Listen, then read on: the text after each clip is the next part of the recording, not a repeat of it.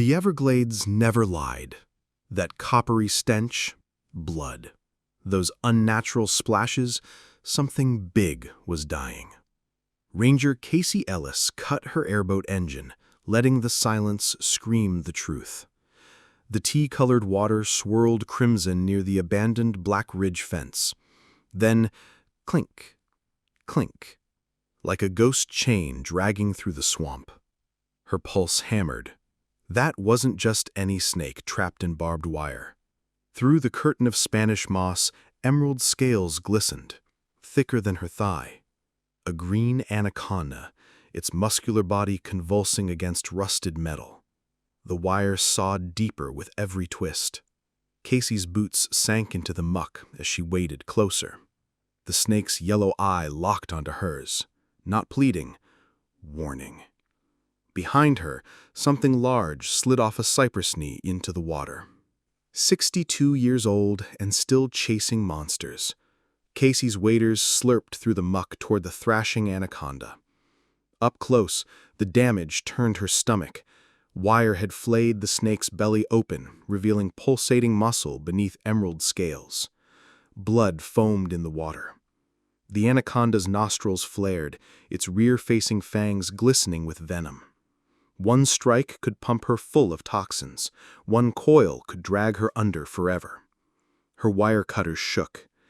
"Easy, big fella," she murmured, eyeing the Florida panther tracks fresh in the mud. Brutus and Nala. The big cats never missed a free meal. A gator surfaced nearby, nostrils flaring at the blood. The anaconda hissed, not at Casey, but at the darkness behind her. Something was coming. The anaconda wasn't just trapped. It was being skinned alive. Each convulsion peeled more scales from its belly. Casey's cutters hovered over the first wire strand. One wrong move, and those jaws would snap her arm in half. The snake's tail lashed, drenching her in bloody water. Then, snap, the first wire broke. The anaconda erupted, its body slamming Casey into a cypress knee. Ribs cracked, vision blurred. Through the pain, she saw them. Brutus, slinking along the fence line, his mangled ear twitching. Nala circled behind her, cutting off retreat. The panther's golden eyes reflected the dying snake. Saliva dripped from Brutus's jaws. The next wire pinged free. The anaconda went still. Too still. Man's steel was winning. The barbed wire had sawed through 6 inches of anaconda muscle, exposing white rib bone. Casey's next cut sent the snake into a death roll, its coils churning the swamp into a crimson whirlpool. Brutus crept closer, paws silent on the half-submerged fence. Nala's tail flicked, the huntress's signal. The anaconda's head suddenly whipped toward Casey, fangs bared. She flinched, but the strike sailed past her, aimed at Brutus. The panther yowled as venom grazed his scarred flank. Nala froze. The branch pinning the anaconda's head was splintering. One more wire, just one. Somewhere in the mist, a gator bellowed. The swamp itself seemed to roar as the anaconda uncoiled like a sprung trap. Its massive body sent waves crashing over Casey and the panthers. Brutus scrambled backward, fur dripping. Nala vanished into the sawgrass. The last wire snapped, and the anaconda collapsed, its nose barely above water, drowning on dry land. Casey's ribs screamed as she dragged herself upright. The panthers weren't gone, just regrouping. Brutus licked his wound, eyes never leaving the snake. Nala reappeared downstream, cutting off escape. The anaconda's strength gave out. It slid beneath the black water, leaving only bubbles behind. Casey's knees buckled. The wire was gone. The panthers were gone. But the anaconda? A ripple moved toward deep water, alive. Somewhere in Fakahatchee Strand, the ghosts whispered. And for once, they'd spared a life. The anaconda's fangs gleamed like ivory daggers in the swamp light. Casey held her breath as venom droplets splattered the water. One drop, enough to blind a man. The snake's hood flared wider, its ruined body trembling with exhaustion. Brutus crouched on a rotting log, muscles coiled. Then, the impossible. The anaconda turned away from the panthers, its massive head swinging toward Casey. Not to strike, to acknowledge. A single drop of venom fell harmlessly into the bloodied water as the snake's eye dimmed. The message was clear. We're even now. The swamp exhaled as the giant slid beneath the black mirror surface. Silence. The water stilled, turning from crimson to pink to tea-colored once more. Casey's hand shook as she clutched her cracked ribs. No anaconda, no panthers, just the abandoned fence, its barbs still hung with emerald scales. Then, movement. A single bubble broke the surface 10 yards out. Then another. The water bulged as something massive passed beneath. Casey's breath caught. The anaconda was alive. And it was leaving? The fence creaked in the wind, its remaining wires singing a mournful tune. Somewhere in the distance, a panther screamed, not in triumph, but in frustration. The hunt had failed. The water exploded as Brutus lunged at the last moment, not for the vanished snake, but for Casey. She barely raised her cutters in time as 150 pounds of panther crashed into her. The impact sent them both sprawling into the shallows. Brutus's hot breath fogged her face, his claws digging into her waders. Then, a sound like a whip cracking. The anaconda's tail slammed into Brutus's side, sending the big cat tumbling. Nala yowled from shore but didn't attack. The message was received. As Casey scrambled up the bank, she saw it. The anaconda floating motionless offshore, watching, guarding. The panthers melted into the sawgrass, defeated. The swamp had chosen sides today. Casey's radio crackled to life. The rescue team was coming. But all she could see was that dark shape still hovering in the water. The anaconda wasn't leaving, wasn't attacking, just waiting. As the first airboat appeared through the cypress trees, the giant snake finally moved. One last ripple, one final glance from that golden eye. Then it was gone, leaving only circling leaves to mark its passage. The old ranger touched her cracked ribs and smiled. Somewhere in the million-acre swamp, a legend was swimming back to its domain. And Casey Ellis? She'd just met the real king of the Everglades. The radio crackled again. "Casey, you copy?" She keyed the mic, eyes still on the water. "Yeah. Tell Doc Quinn we're bringing in a story she won't believe."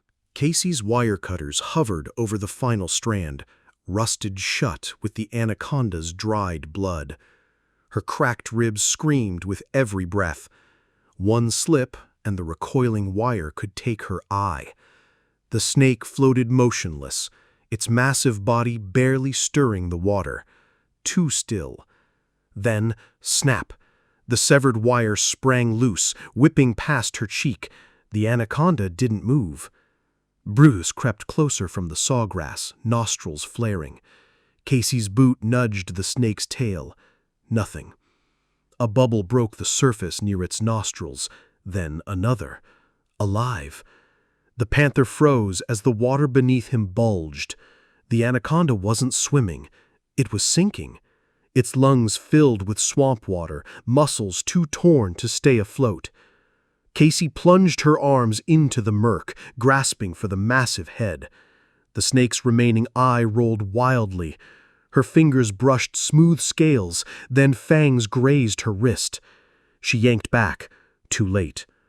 Brutus lunged from shore, claws outstretched, only to be intercepted by the anaconda's thrashing tail. The impact sent water exploding upward. When the spray cleared, the snake was gone. Just a dark shape sliding into deeper water. Casey clutched her wrist. No puncture. Just a warning. The panther's snarl faded as the swamp swallowed its king. "Come in, Casey." The voice on her radio wasn't Quinn's. It was young Ranger Lopez. Casey couldn't answer. Her throat clenched with memory. 1989. Another snake. Another fence. A Burmese python she'd failed to save, its ribs poking through rotting flesh. She'd promised herself never again. Now her boots were full of swamp water, her ribs on fire, and the anaconda? Gone. Maybe better that way. Let the swamp claim its own. Then, a ripple near the abandoned fence. Not the snake. A baby anaconda, no thicker than her arm, coiled around the barbed wire, watching her. The radio crackled again. She lifted it slowly. "Lopez, bring a second crate." The 12-foot alligator surfaced silently, its armored back cutting through the pink-tinged water. Casey froze. This wasn't Brutus. Gators didn't play games. It swam straight for the baby anaconda still tangled in the fence.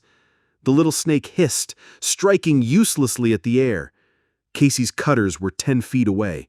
The gator's jaws yawned open, then slammed shut as 30 feet of furious anaconda erupted from the depths. The adult anaconda's coils lashed around the gator, rolling it violently. Water churned. The baby writhed free. By the time the battle ended, the gator was fleeing, and the adult anaconda? Watching Casey again. Its eye said everything. "We're not done here." Lopez's airboat skidded to a stop, spraying swamp water. "Holy, is that the mom?" The adult anaconda floated motionless near the boat, allowing the current to carry it closer. Casey cradled the baby against her chest, its tiny tongue flicking at her shirt buttons. The big snake's eye tracked every movement. Lopez paled. "We can't take them both." A sudden thump against the hull. The adult had nudged the boat once. A demand. Casey's cracked ribs ached as she laughed. "Yeah, we can." As they loaded the crates, the adult snake slid away, but not before brushing Casey's boot with its snout. Lopez's jaw dropped. Did it just thank you? The wildlife clinic was chaos. Quinn barked orders as nurses scrambled. The baby anaconda coiled tightly around Casey's arm, refusing to be placed in quarantine. "It's in shock," Quinn muttered, probing its bruised scales. Then the doors slammed open. Lopez wheeled in the adult, all 400 pounds of it, on a reinforced gurney. Quinn's coffee cup hit the floor.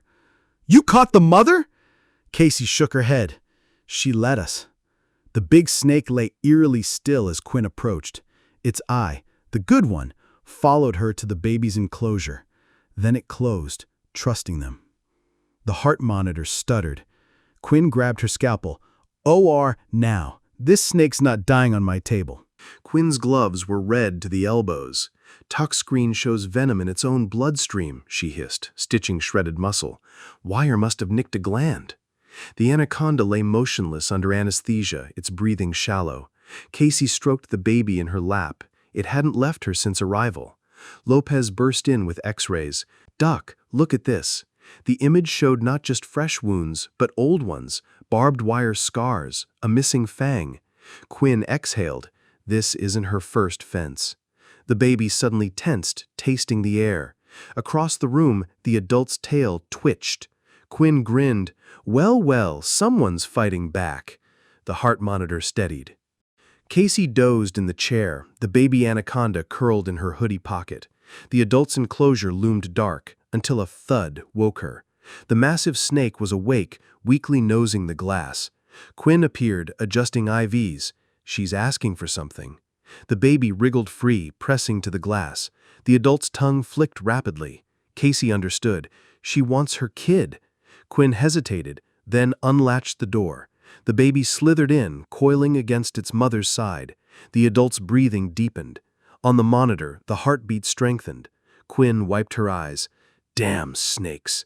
Outside, thunder rumbled. Somewhere in the storm, Brutus and Nala prowled, but here, in Pine Hollow's glow, two anacondas slept entwined. "We don't have anaconda antivenom," Quinn admitted, loading a syringe. "This is Cobra Viper Cross." Lopez blanched. "You're guessing?" The adult anaconda watched calmly as Quinn approached. The baby guarded its head, hissing. Casey held out her hand, and the big snake lowered its snout for the injection. The room held its breath. Seconds ticked by. Then, the snake yawned, its good eye blinking sleepily. Quinn burst out laughing. "Of course it works! This old girl's survived worse." The baby coiled around its mother's neck as the medicine took effect. Lopez shook his head. "That's not just a snake." Outside, dawn lightened the storm clouds. Somewhere in the Everglades, a panther screamed. But in Pine Hollow, hope flickered alive. Sunlight spilled through the blinds. The adult anaconda lifted its head, tongue testing the air. The baby stirred against her scales. Quinn removed the last IV with trembling hands. Liver's healing? Lungs clear. Casey exhaled, then froze. The big snake was staring at her. Not with suspicion, recognition. It slid forward, stopping inches from Casey's scarred palm. Lopez reached for his net, but Quinn stopped him. The anaconda's snout pressed to Casey's scarred palm. 1 heartbeat. 2. Then it turned to the open recovery pool, the baby following. As they submerged, the adult's tail brushed Casey's boot, just like in the swamp. Quinn's voice cracked. "We'll release them in a week?" Casey nodded, watching the water ripple. Some bonds transcended species. Some debts got repaid. The dead rat lay untouched for 3 hours. Quinn sighed. If she doesn't eat by dawn. Casey watched the adult anaconda floating motionless in the recovery pool, her baby coiled protectively around her scarred head. Then movement. The baby struck first, gulping its meal. The mother's good eye tracked the second rat. Her jaws creaked open, then stopped. With deliberate slowness, she nudged the rodent toward her offspring. Quinn's pen clattered to the floor. She's starving herself to feed it. Casey reached into the tank, placing a hand between snake and rat. The anaconda studied her, then finally ate. The baby curled around its mother's neck as she swallowed. Some bonds ran deeper than hunger. The adult anaconda's damaged scales sloughed away like old armor, revealing gleaming emerald skin beneath. The baby helped, nudging stubborn patches with its snout. Casey pressed her palm to the glass as the mother snake completed her rebirth, every scar from the barbed wire now erased. Quinn examined the shed skin under the light. Look! The translucent membrane showed ghost wounds, perfect outlines where the wire had cut. She'll carry these marks forever, internally. The baby suddenly coiled around Casey's wrist through the open tank top, its tiny tongue flicking. Quinn smiled. Seems you've been adopted. Outside, thunder rumbled, the first storm since their rescue. The adult anaconda raised her head, tasting the charged air, remembering. The baby anaconda tensed in Casey's grip as a familiar silhouette appeared beyond the clinic's fence. Zephyr, the scarred impala, watching through the rain with liquid dark eyes. Quinn froze. That's the buck from Black Ridge. The adult anaconda surged forward, her massive head pressing against the enclosure glass. Instead of fleeing, Zephyr took a step closer. The baby wriggled free, mimicking its mother's posture. Casey's throat tightened. They know each other. Quinn checked the records. Says here Zephyr was treated for wire wounds last year. Same location. The impala snorted, then vanished into the downpour. The adult anaconda's gaze lingered where he'd stood. Some stories in the swamp had no words, only scars that matched. The security light caught Brutus slinking past the clinic dumpster, his mangled ear twitching. The adult anaconda's reaction was instant. Her coils formed a protective wall between the panther and her baby. Casey noticed something new. 4 parallel scars raked across Brutus's shoulder, exactly the spacing of an anaconda's teeth. Quinn inhaled sharply. "That's no gator wound!" Brutus glared through the glass, his tail lashing, then suddenly stilled. The adult anaconda met his gaze without flinching. After a long moment, the panther turned away, limping slightly. The baby anaconda nuzzled its mother's scars. The message was clear. This isn't their first battle, and judging by Brutus's retreat, the snake had won before. Nala appeared at dawn, not hunting but carrying. The pantheress gently laid a tiny, lifeless cub by the clinic steps before melting into the mist. Quinn examined the body, wire cuts, recent. The adult anaconda watched intently as Casey buried the cub under a cypress sapling. That evening, the snakes refused their meals. Instead, the baby coiled around its mother's neck while she rested her head near the glass, directly opposite where Nala's vigil continued in the shadows. No aggression, just 2 mothers sharing a grief older than time. When the baby anaconda slid into Casey's lap that night, its body was cold, not from fear, from understanding. Casey pored over old maps in the clinic's archives. Same fence line, 1989, 2007, now. Quinn traced the pattern, every 12 to 15 years, like clockwork. The adult anaconda lifted her head from the pool, her new scales glistening. The baby mimicked her posture. Lopez paled. "You think she's—" A faded photo showed a younger Quinn treating a massive anaconda with similar scars. The current snake nosed the glass as if recognizing the image. Outside, thunder rolled across Fakahatchee Strand. The swamp never forgot. Not its wounds, not its warriors, and certainly not its ghosts. The baby anaconda pressed against Casey's heartbeat as the first raindrops hit the roof, each one whispering the same truth. This isn't over. The yellowed note fell from her field guide. "Protect the voiceless Cass, even the scary ones, especially them. Dad, 1987. The adult anaconda watched as Casey smoothed the fragile paper. Quinn peered over her shoulder. "That's the year Blackridge fence went up."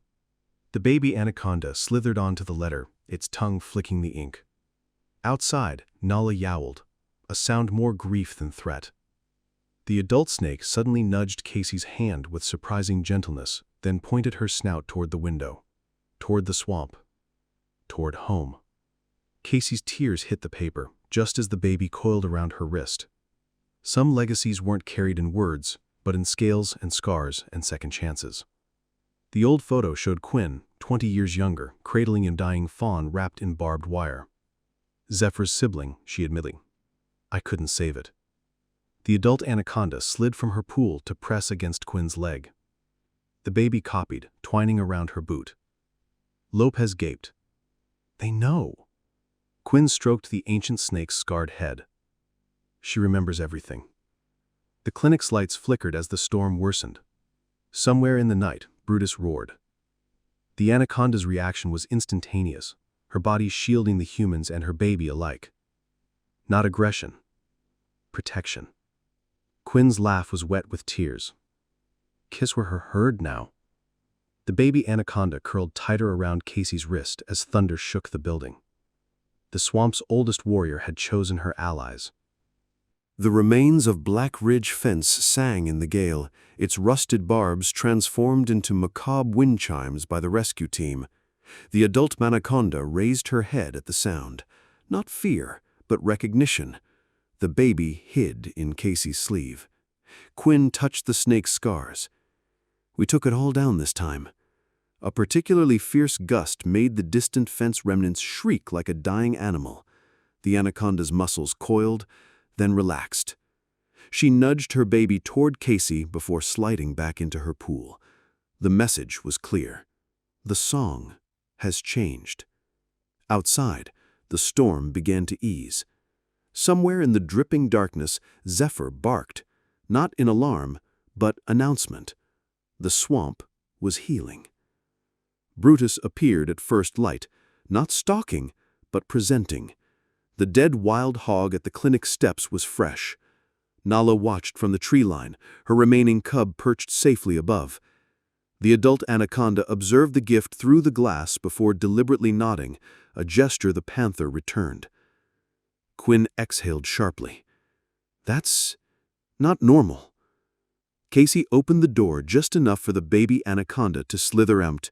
It tasted the air before recoiling from the raw meat, but not before Brutus dipped his head in clear respect. The adult snake watched, satisfied. Some debts got repaid in blood, others in truces. As the panthers vanished into the mist, the baby returned to Casey's arms. The war was over. The transport crates sat ready in the pre-dawn gloom. The baby anaconda coiled tightly around Casey's forearm, its tongue flicking rapidly. Quinn ran a final scan over the adult snake's healing wounds. Muscle regeneration's good, but these old scars. Her finger traced a decades-old barbed wire pattern on the anaconda's belly. The massive snake suddenly lifted its head, tasting the air. Outside, a familiar silhouette waited at the tree line. Zephyr. The impala stomped once, his healed wire scars visible in the mist.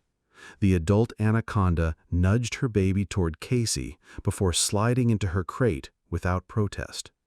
Some goodbyes needed no force, just trust.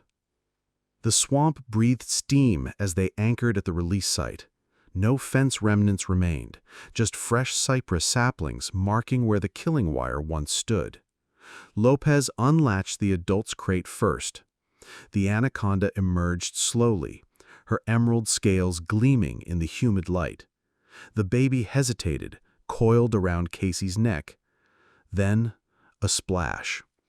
Brutus and Nala watched from a half-submerged log, their cub between them, not attacking, witnessing. The adult anaconda slid into the tea-colored water, then turned back, waiting. Casey's hands shook as she pried the baby loose.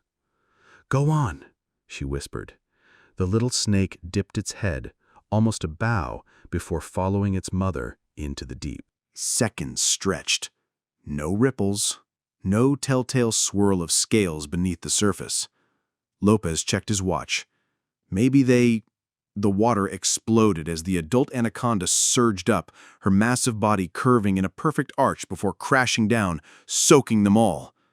The baby mimicked the move clumsily, splashing Casey directly. Quinn burst out laughing. Show-offs. The adult snake circled back, pausing near the boat. Her golden eye held Casey's for 3 heartbeats. Then she nudged something floating toward them. A perfect shed skin, larger than their boat. Lopez hauled it in, revealing old scars preserved in the translucent membrane. The anaconda's final message, "Remember me." Then she vanished, her offspring trailing behind. Casey's hand lingered over the water where they'd disappeared. The shed skin in her lap still carried the musk of swamp and iron. Quinn gently turned it over, revealing something that shouldn't exist. "Casey, look." There, preserved in the belly scales, 4 parallel marks matching Brutus's scars, and one unmistakable human handprint, small enough to be a child's. The same size as Casey's palm when she was 12, the year her father first brought her here, the year the first anaconda got caught in Black Ridge Fence. Some bonds transcended lifetimes. Some debts took generations to repay. The water rippled once more. Whether from snakes below or tears above, no one could say. They waited until sunset. No more appearances.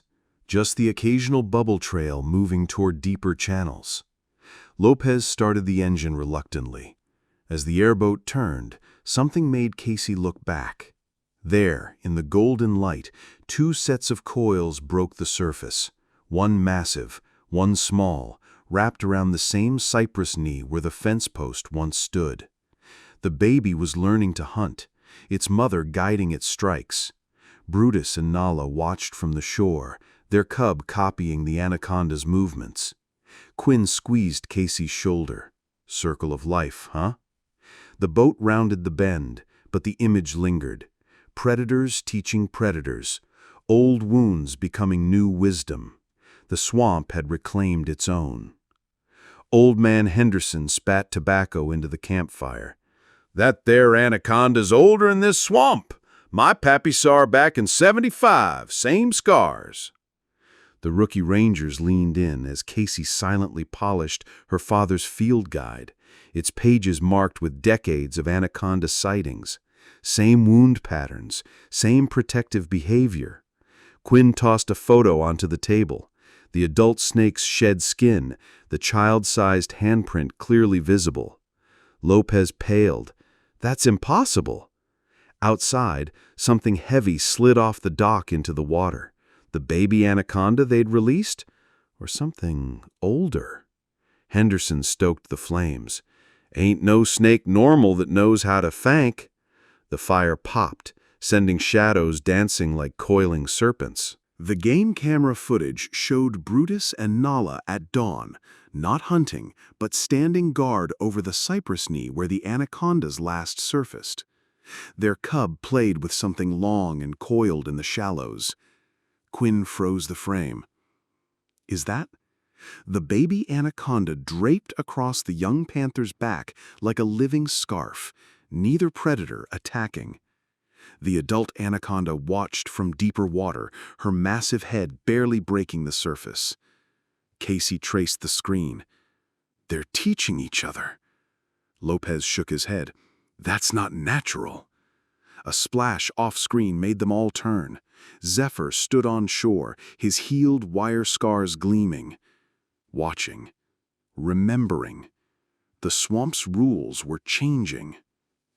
The newborn spotted fawn stumbled after Zephyr through the shallows, right past the basking anacondas. Casey held her breath through the binoculars. The adult snake lifted her head, then deliberately turned away. The baby anaconda mirrored her, allowing the fawn to splash within striking distance. Quinn's coffee cup trembled. That fawn should be lunch. Brutus and Nala watched from the trees, their cub restrained between them. Not hunting, learning. The fawn pranced right over the baby anaconda's tail, eliciting no reaction. Zephyr stamped once, not in warning, but approval. Some lessons couldn't be taught, only earned. Through blood, through trust, through scars that matched. Casey's cracked ribs ached with the coming storm as she studied her father's journal. May 12, 1987. Saved large female anaconda from Black Ridge fence. Strange intelligence. Let me touch her scars. The same date as the handprint in the shed skin. Quinn examined Casey's palm against the preserved mark, a perfect match to her 12-year-old hand.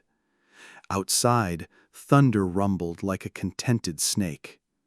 The baby anaconda they'd released wasn't just a snake, it was the snake.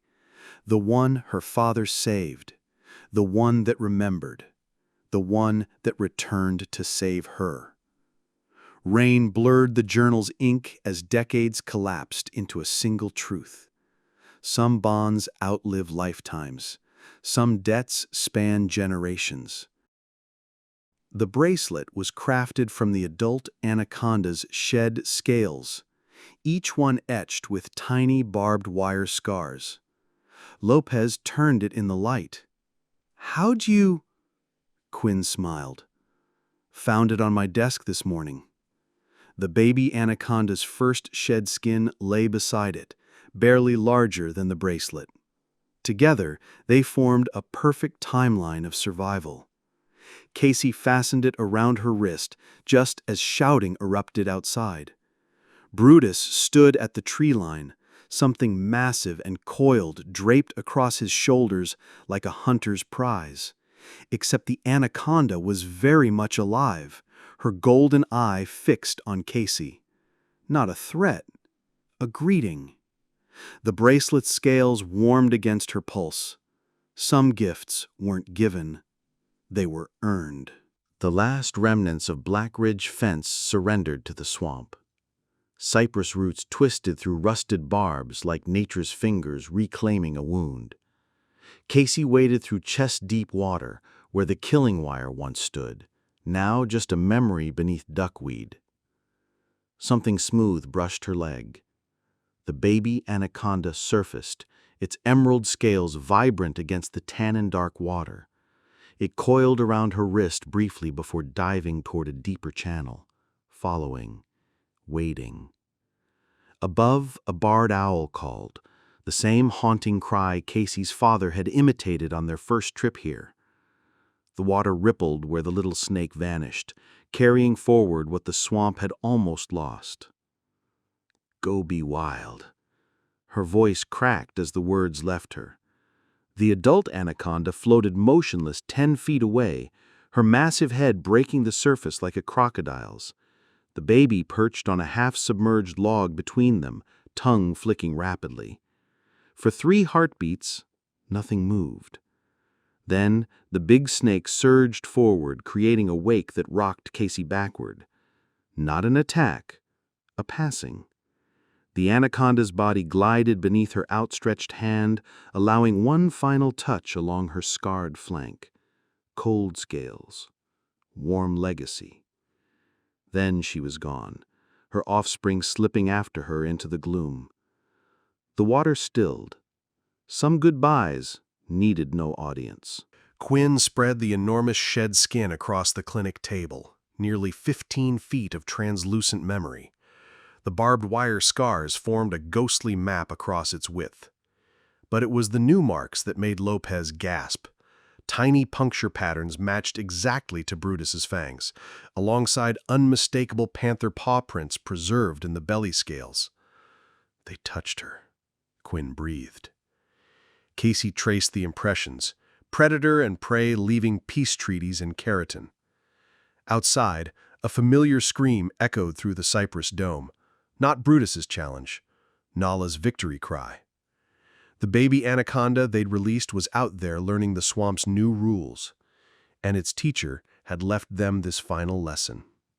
The game camera caught it all, Nala's cub pouncing at something in the shallows, only to be yanked backward by its mother.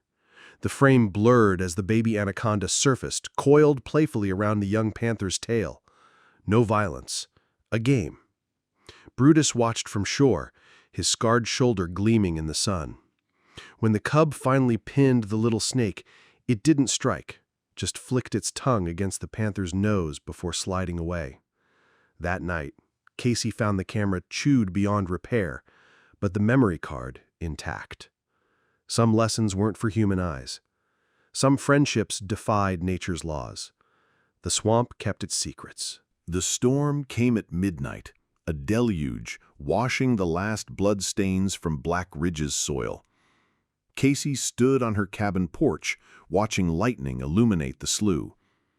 2 dark shapes rode the floodwaters, the adult anaconda and her baby, bodies angled against the current like living canoes.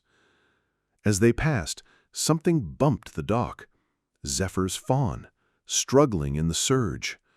Without hesitation, the adult snake curved her massive body around the drowning fawn, nudging it toward shore. The baby anaconda copied the move with a floating branch. By dawn, the fawn stood shivering, but safe beside Zephyr. And coiled on Casey's doorstep, a single perfect scale, emerald green with a healed wire scar through its center. The rain had washed everything clean. Casey raised her father's dented flask to the setting sun, to the scary ones who change us. The whiskey burned going down, just like the memory of those yellow eyes watching her through barbed wire. Quinn clinked her bear bottle against it. To second chances. Lopez added his coffee mug, And weird friendships. The fire popped, sending embers swirling like the baby anaconda's first clumsy strikes. Somewhere in the dark, something heavy slid off a log into water, then another, and another. Too many splashes for just 2 snakes. Casey smiled into her drink. Legends didn't die. They multiplied. The flask's engraving caught the firelight. Protect the voiceless. She'd done that. Finally. The rookie ranger's radio crackled. Something big just crossed Slough 7. Casey exchanged glances with Quinn. They found the kid pale-faced, pointing at a massive drag mark in the mud, too wide for any gator. The baby anaconda, now 6 feet long, watched from a nearby gum tree, its tongue tasting their shock. Then, movement. The adult surfaced briefly, her scarred flank confirming her identity before vanishing. The rookie trembled. That's impossible. Nothing gets that big. Casey patted his shoulder, leaving muddy fingerprints. Welcome to Fakahatchee. As they walked away, the baby anaconda dropped from the tree into the water, following its mother's wake. Some legends outgrew their stories. Some guardians never retired. Dear Dad, Casey wrote, turns out the scary ones remember kindness longer than pain. She folded the note around his old field guide, the pages now filled with her own entries about panthers who stood guard, impalas who returned, and snakes who taught their young to spare instead of strike. The baby anaconda's latest shed skin lay across the open page, tiny and perfect. Outside, the swamp hummed with life. No screams, no clinking wire, just wind through cypress knees and the occasional splash of something ancient moving through dark water. Casey sealed the envelope with a single scale. Some letters weren't meant for mailing. Some truths needed no reply. Retirement suited Casey. Her porch swing creaked as she watched storm clouds gather over the slough. Something brushed against the dock post. The baby anaconda, not so baby anymore, checking in like clockwork. It had grown into its mother's emerald scales and watchful eyes. Casey tossed a catfish into the water, smiling as it was snatched mid-air. The swamp had new rangers now, new stories. But some things remained. A panther cub's playful yip echoed from the sawgrass. Zephyr's grand fawns grazed at water's edge. And deep in the channel, something massive rose just enough to make the lily pads tremble before sinking away. The wind carried a familiar scent, moss, iron, and something sweetly wild. Casey closed her eyes. Some guardians never really left. The game camera's final shot showed it all. The adult anaconda basking on her cypress knee, Brutus and Nala's latest cubs playing nearby without fear. Zephyr's lineage grazed the shallows, and in the center, Casey's baby, now a formidable 8-footer coiled protectively around something tiny. A newborn anaconda, its scales still glistening from the egg. No barbed wire in sight, no scars except those earned honorably. The timestamp read the exact anniversary of the rescue.